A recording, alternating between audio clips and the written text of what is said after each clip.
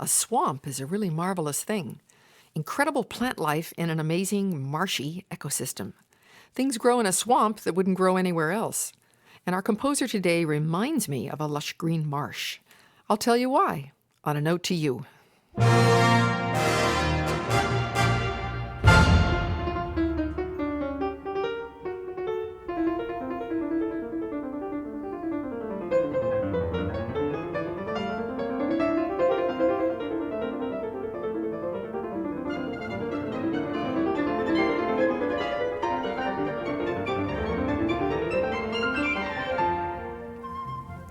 I'm Virginia Eskin.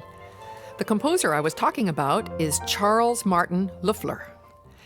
And he lived here in Boston at the turn of the century, and we're going to learn all about him today. And I have a friend, and she is an expert on this subject. Her name is Ellen Knight. She's written a really good book. It's called Charles Martin Loeffler, A Life Apart in American Music. And she's a freelance journalist and a historian and lives here in Boston. Welcome. Thank you. When did you get interested in Loeffler? It was shortly before I met you, actually. But it was after I'd finished all of my university work. In around 1980, I'd finished all of my coursework and had never encountered the music of Loeffler. But then a colleague introduced me to his music, and I discovered the music was gorgeous, and I was hooked. And the piece that hooked you was Timbres Oubliés. There were several pieces I heard at that time, but I remember most distinctly Timbres Oubliés.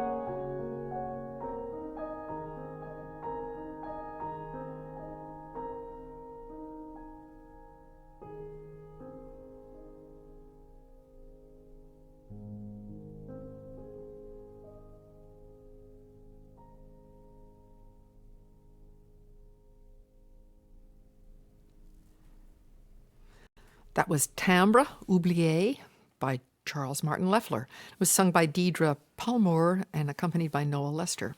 And my guest is Ellen Knight, and she's written a wonderful book about Loeffler. And it's a good read also, Ellen, I think, about the period in Boston at the turn of the century. What do you think makes Loeffler stand out amongst composers? At his best, his music is strikingly exquisite. So, for one thing, I think it's just beautiful music. He stands out historically also because during his lifetime, which was the late 19th century and early 20th century, Boston, where he lived, was described as a musical outpost of German culture. But he wasn't part of that culture. He was an exotic. He adopted various styles, primarily the French style. People of Boston never heard anything like him. And the important part of this whole sort of evolution is that Debussy's music was barely being heard. Loeffler's music was heard in America before Debussy's was. He was noted for writing music that was very evocative, atmospheric, music that sparkled like a setting of brilliant gems. But at the same time, he's kind of a multinational figure. Can you help sort of explain why that is? It began in his childhood. Although he was born in Germany, his family moved about. He lived in various parts of Germany, in France, in Hungary, in the Ukraine. When he was older, he went to Paris. He lived also in Switzerland and other parts of France. Why did they move around so much? His father was an agricultural scientist and had an expertise in sugar production and manufacture, which was in demand in various parts of Europe. Uh-huh. And it's no wonder that young Martin Loeffler became an eclectic composer because he had so many different musical experiences. He remembered listening to the gypsy music around the campfires in Hungary. He had his first violin lessons in the Ukraine. And he was a very fine violinist. He was. He received about 3 years of formal training in Berlin. Then he went on to Paris and studied for a couple of years there. And then he worked in Switzerland and in France. So he continued to move, eventually emigrating to America.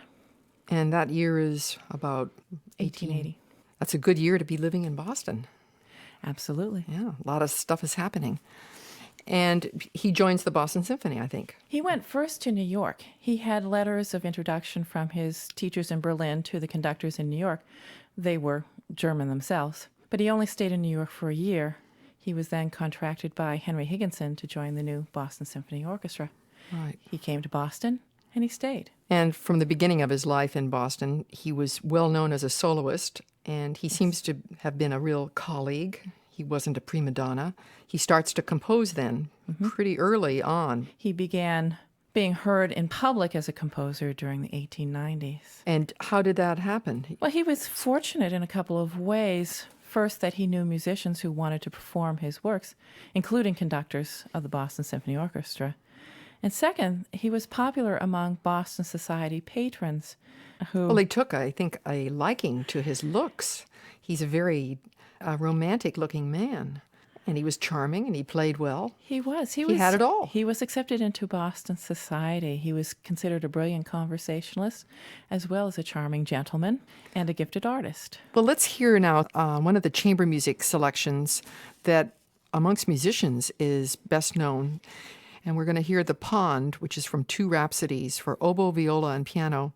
And I'd like to just make a quick mention of the poem. And I'm not going to say the whole thing, but it is very visual. It's full of very old fish, the pond, struck by blindness. It displays between its rushes, several hundred years old, the lapping horror. And over it's a black bog, sinister and dreaded. The pond reveals itself, hideous noises of the consumptive toads. You begin to get the picture. That's what I was talking about before. His music is very marshy, and it's very evocative of the sort of the underworld. Let's listen to The Pond by Loeffler.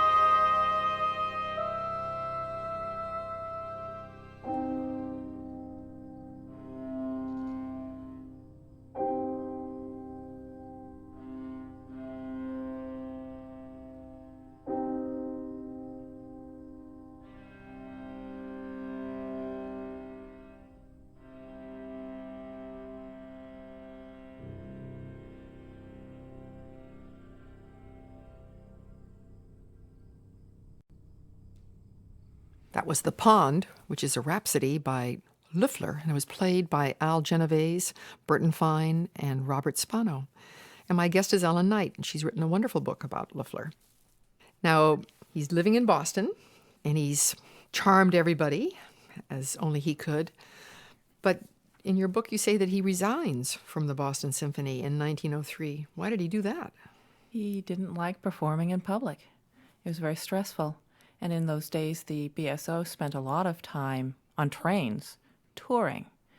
He didn't like that either. At some point on a tour, he and the concertmaster Franz Kneisel made a pact that they would resign when they had each saved enough money. In 1903, they did. So it also would free him up. He'd be able to compose. Well, one of the reasons he wanted to resign was to spend more time composing. And from his agricultural engineer father, he inherited a great love of the land. Yes, he eventually bought a home in Medfield and became a gentleman farmer as well as a teacher and composer.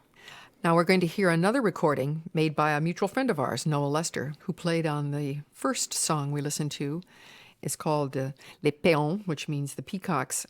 And I noticed it's dedicated to John Singer Sargent, the famous painter. Yes. And we were talking about how beautifully he paints how would you describe it? The peacocks. The arcing of the arpeggios is a word painting of the unfolding of the peacock's tail.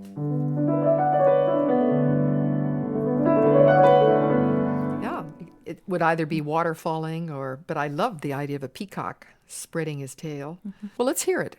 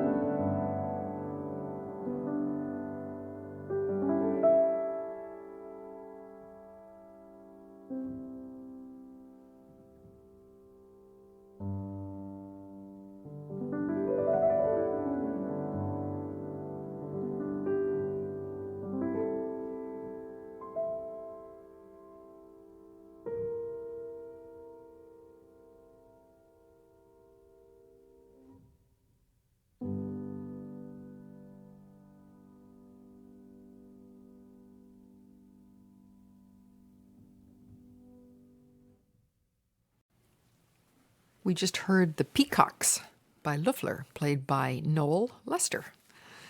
Very sensuous piece. We're examining the music of Loeffler today, and my expert is Ellen Knight. Our next music was composed for a very grand occasion, the Pagan poem, and it was used at the beautiful palace home of Isabella Stewart Gardner, who was a wealthy patron of Loeffler's and of other people too. She had a huge circle and built this beautiful palace, a Venetian palace. It was then on the outskirts of Boston. It was in an area called the Fens, which was just a big area of rushes and marshland. And Boston society thought she was insane to locate out on the edges of town. What was Loeffler's connection to her? Mrs. Gardner and Loeffler met a few years after he came to Boston. They became lifelong friends. In 1903, when she built this new home, to be not just her home, but also an art museum, she included a concert hall in the building. And for her birthday, she had a series of 3 concerts, one of which was all music by Loeffler. The Pagan poem has actually had 3 lives, first as a chamber work for small mixed ensemble, then a piece for 2 pianos and 3 trumpets, and finally a symphonic poem. The version for 2 pianos and 3 trumpets was the one done at Fenway Court. The music room was next to the courtyard, and it had balconies at the back with these arch windows overlooking the courtyard. And Loeffler, during the rehearsals, would try out various places of positioning the trumpets, because they start off being heard in the distance, and then they grow stronger and stronger, and finally at the end they're playing very triumphantly. The piece is actually a tone poem about a sorceress who's casting a spell to bring her lover back. Taken from Virgil. Yes. Ancient Greece. According to the pianist who played this piece at the time at Mrs. Gardner's, it was just a brilliant affair. He seemed to love the whole experience, the rehearsals, the performance. John Singer Sargent was there at the time and painted Loeffler's portrait. Let's talk about the musical form of Pagan poem. And I'm so struck by the harmonic structure of the chords. And when I see you're so pleasured by his music, I think you like all these weird, dark things. And then he moves down, and then finally he goes down into the bosque. Those are weird chords, Ellen. That's not your sort of peanut butter and jelly writing. Loeffler could be light, lyrical, and charming, but he could also be dark, brooding, melancholy, and even macabre. Well, let's hear the Pagan poem. We'll hear a portion.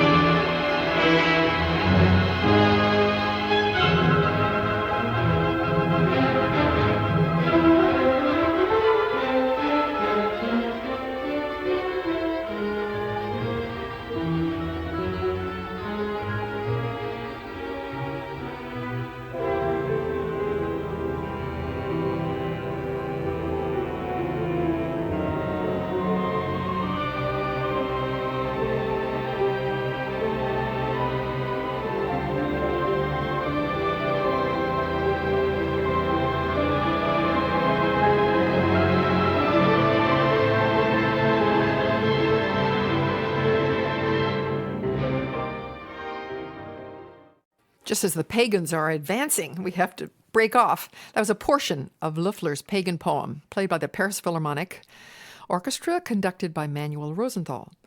Old recording. We're having a good time getting to know more about Charles Martin Loeffler today. I'm Virginia Eskin, and we're listening to Loeffler's music, and we have his biographer, my guest, Ellen Knight. If you have comments, you like this music, or you don't, please write. The address is A Note to You, care of WGBH Radio, 125 Western Avenue, Boston, Massachusetts, 02134. The email address is A Note to You at WGBH.org. A Note to You is made possible by the friends and alumni of Northeastern University.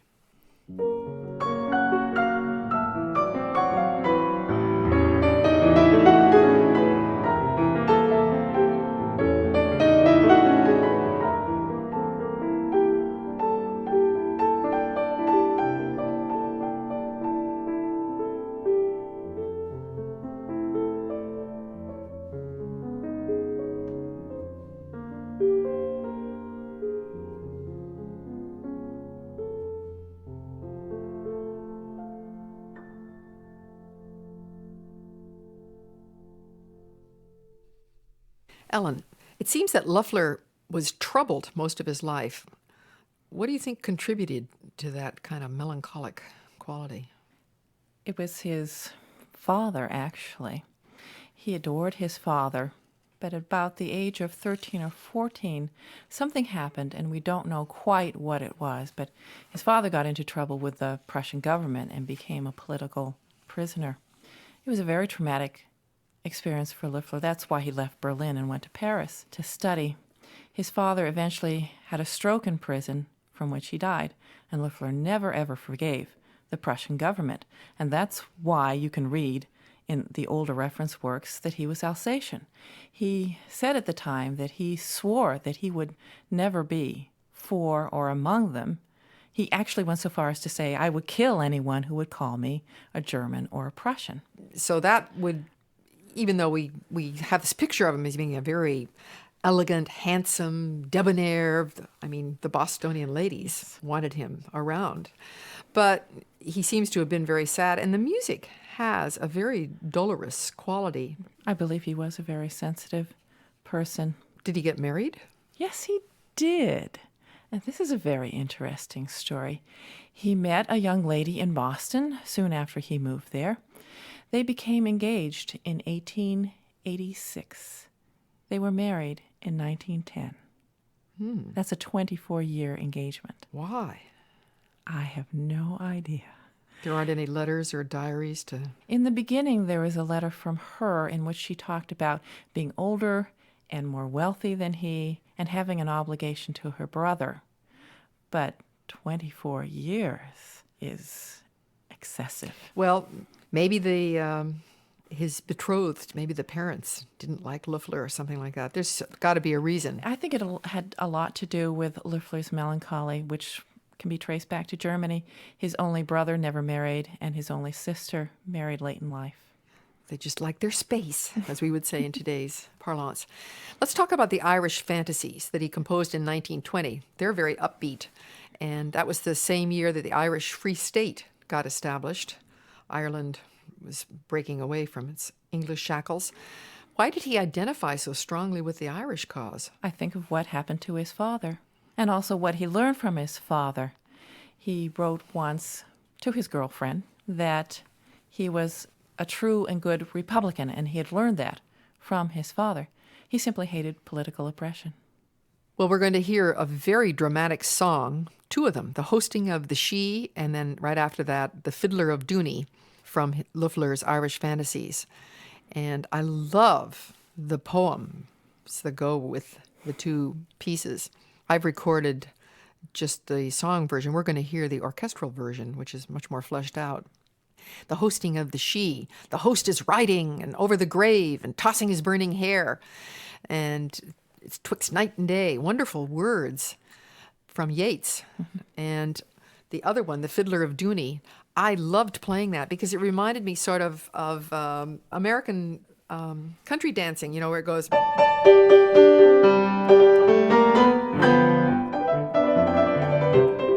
all those open fifths. And he does the same thing. And he's got all this country fiddling.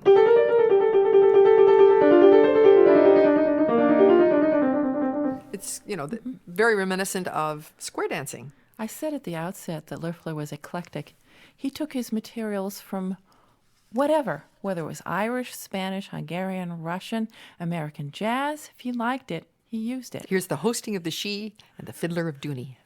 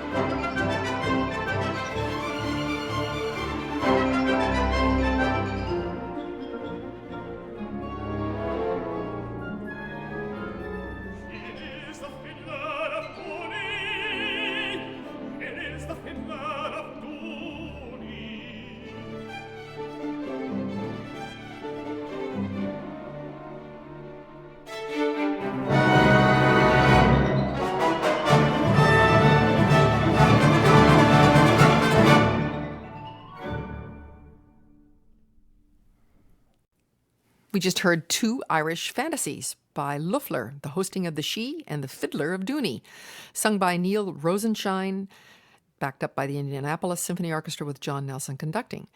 That was sort of a departure. Shows that our Loeffler can be very lively. Now, he wrote a lot of songs, didn't he, Ellen, throughout his career? Who were some of his favorite poets? He especially liked the French symbolists or the decadents. He set poems by Paul Verlaine, Charles Baudelaire, Gustave Kahn. A curious thing is that when the critics first started talking about his music, they compared him to the poets rather than to the composers. They were more familiar with French poetry than they were with French composition.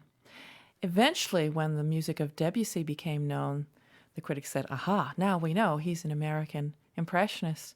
But I almost hate to call him an American impressionist because then people might think that he was an American Debussy, and he was no such thing. As you said, he never even heard Debussy. Until his 40s. Right. So all this music had long been written.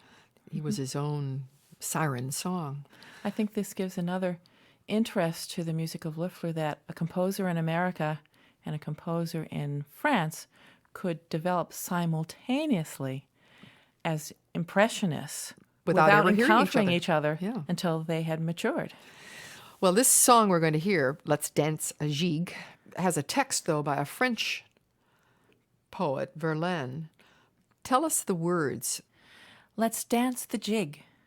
I loved above all her pretty eyes, brighter than the star in the skies. I loved her mischievous eyes. Let's dance the jig. She truly had ways of making a poor lover despair. How truly charming they were.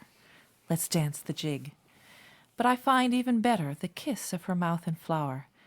Ever since she has been dead to my heart, let's dance the jig. I remember the hours and the conversations, and that is the best of my blessings. Let's dance the jig.